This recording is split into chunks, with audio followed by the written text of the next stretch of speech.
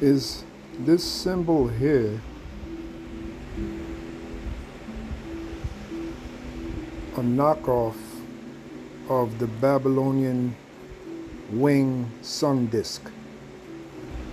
Is this symbol here a knockoff of the Babylonian winged sun disk? Once again, it's another video, and it comes to you through the spirit and power of Yahweh Baal Shem, Yahweh Shai Baal Shem Rakah Kodash. All praises and glory I definitely do. So earlier I was watching this video. This video is put up by the group Sakari, and I found myself staring at their logo, and that's when it hit me. I said, this logo reminds me of something called the Babylonian wing sun disk. Now, I'm going to throw the question out there to you brothers that are studious in the faith. Of course, GMS and our affiliates. I'm about to show you an example of the Babylonian wing sun disk, which is definitely a pagan symbol. So without further ado, let me show you what I'm talking about. Here's the first article that I have. It's called Mina Symbolism. The wing disc. There it is right there. Now I wish I'm on my phone, but I wish I could superimpose the symbol of Sakari right next to this symbol. Well, maybe I can do this. Let me try something here. And we used to study this stuff back in the 90s when we were heavy into going into the Illuminati, the Illuminati and the information there with there was a video called Symbols of Satan by Jordan Maxwell. I believe he went into that, the Babylonian winged sun disk. Also, there's a book, and I gotta see if I find this book. It's by Tex Mars. The name of the book is called Symbols of Satan. And I believe one of those symbols is the Babylonian winged sun disk. Now, I personally have seen the same symbol that you see here. I have seen it at, bear with me for a minute, at Yale, the symbol here. There's a grove right on the Yale campus in New Haven, Connecticut, and right above the entrance, I think it might have been a tomb.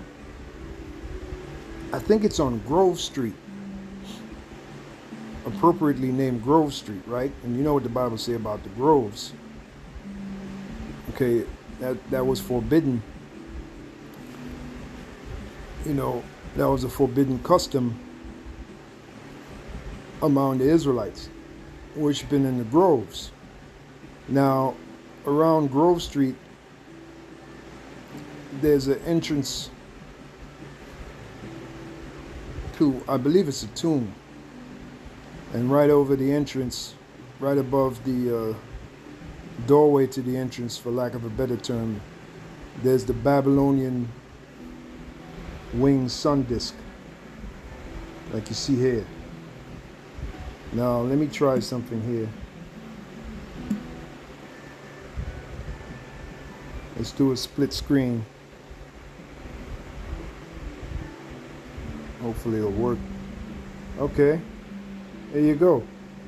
So we were able to do it. That's the spirit. The winged disc. Does it seem similar? Is there a connection? Like I said, we used to study this stuff way back in the mid 90s. Okay, different pagan symbols, back in the past. And this is an ancient symbol, the winged sun disk, also known as the Babylonian winged sun disk.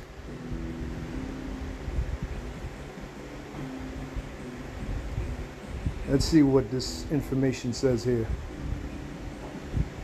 I mean, I see a connection there, man. Look at the same way you see at the bottom of the symbol. It seems to be like feathers sticking out, so to speak. Well, it's the same thing here, but it's like a sword sticking out. The very bottom here. And then right in the middle, you can't deny the wings on both images. You can't deny the wings. And right in the middle, instead of a sun on the symbol towards the left, there's a hexagram, which we don't, the so-called six-pointed star, we don't acknowledge that. I mean, we used to, but we don't acknowledge the six-pointed star. It's also known as a hexagram. So this symbol is not really legit for the ministry, the symbol that the Sakari is using. And it closely resembles the Babylonian winged sun disk.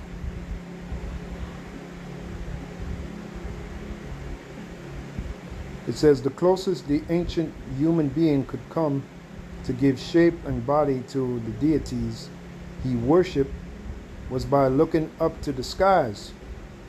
Now, remember the scripture in Deuteronomy, how's that go? Deuteronomy 4:19. So that symbol was a pagan symbol that represented a so-called God. This is the book of Deuteronomy 4:19.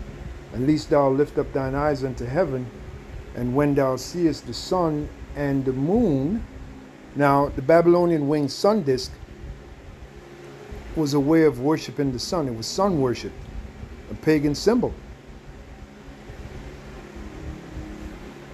Seest the sun and the moon and the stars, even all the host of heaven, shouldest be driven to worship them and serve them, which the Lord thy God, which his name is Yahweh, the son's name is Yahweh Shai, have divided unto all nations under the whole heaven. And we know Psalms 96:5 says the gods of the nations are idols. So the Babylonians, they actually worshipped the sun. They were sun worshippers. And their idea was the sun got around by wings. Hence the term the Babylonian winged sun disk, or the Babylonian winged sun disk. And that's where that symbol comes from. That symbol here. The heavenly bodies and stars, so bright and distant, yet so incomprehensible and seemingly whimsical, the sun and the moon, almost sentient astral entities, so essential in all of the pagan religions. See, it's a pagan symbol, moving about undisturbed. But how did these godly images move in the skies? This is where the madness comes in. The most conventional theory among scholars of the subject proposes that the easiest way for early civilizations to explain this divine process was through reliance of known natural occurrences. In this case, the flying of a bird through its wings. So they came to the conclusion that the sun moves around by its wings, hence the term Babylonian winged sun disk.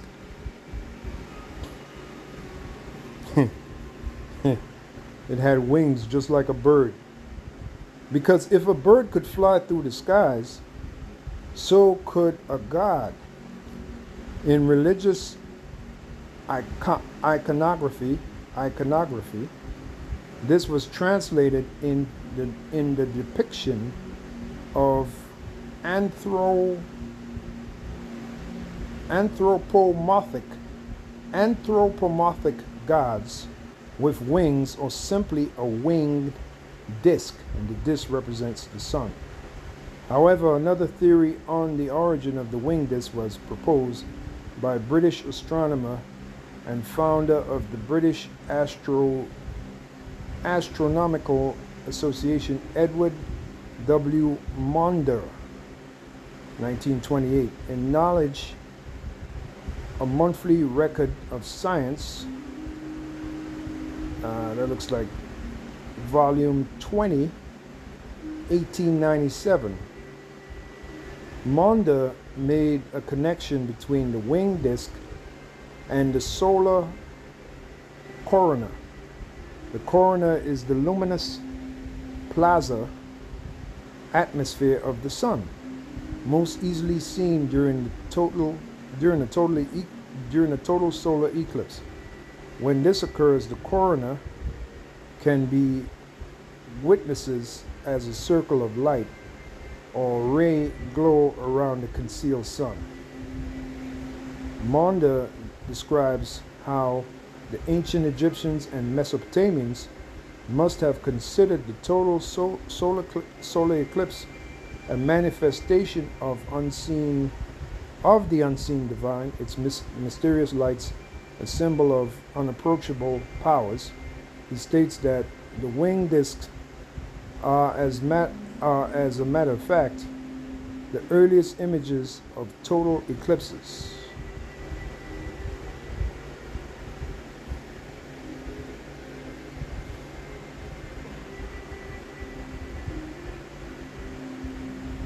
So the origins of this winged disc goes back to Babylon and then Egypt.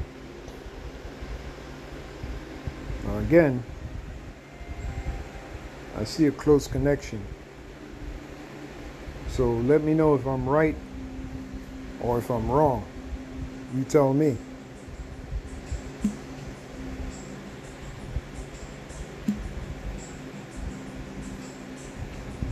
There's another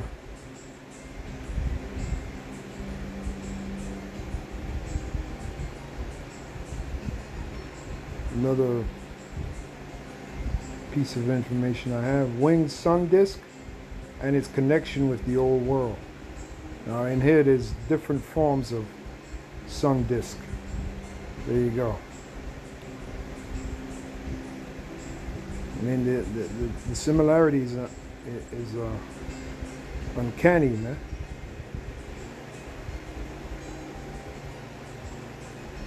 There it is again, the sun disk and the wing.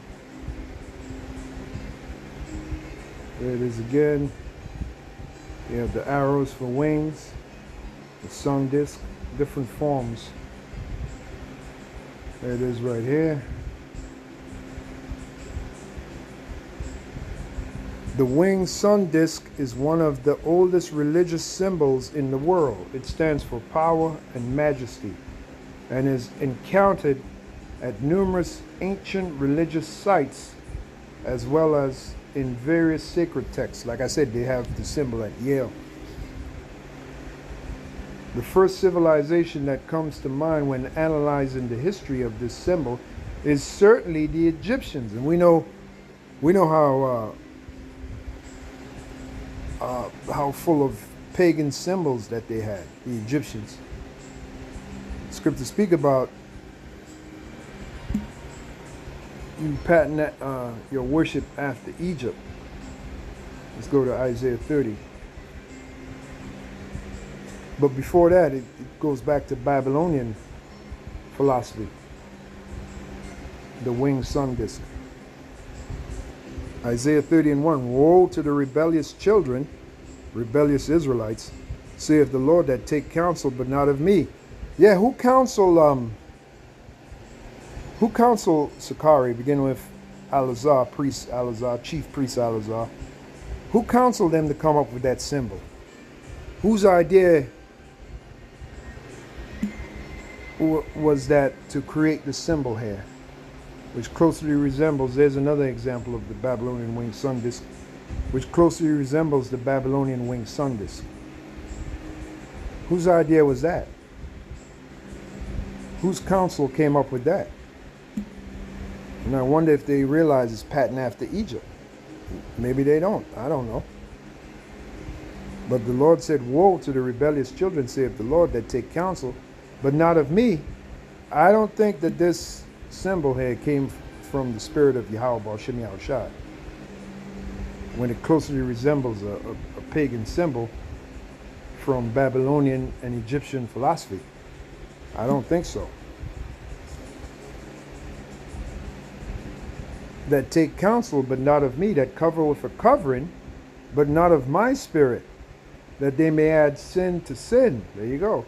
That walk down into Egypt and have not asked at my mouth, to strengthen themselves in the strength of Pharaoh, and to trust in the shadow of Egypt. Therefore shall the strength of Pharaoh be your shame, and the trust in the shadow of Egypt your confusion. And this symbol came out of Babylon and Egypt. It's Babylonian / Egyptian philosophy, the winged sun disk. Look at that. And look at that. Again, the similarities on canon. Let's read some more of this. Horus, the most important god in their pantheon, is associated with the winged sun disk. So it's an image to honor Horus, which goes back to Egyptian philosophy. Represented as a feathered bird with the disk and a snake above its head.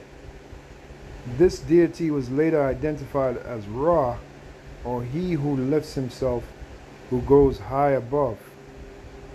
However, several gods have been associated with this symbol in recorded history, and evidence is scattered all over the world.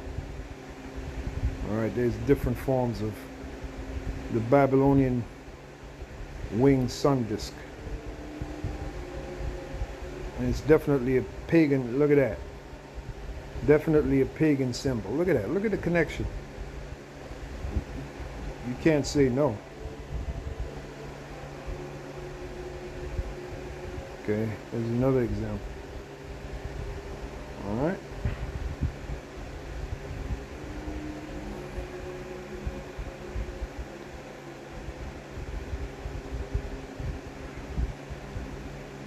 The winged disk was also associated with Zoroastrian god Ahura Mazda. Also, the Chrysler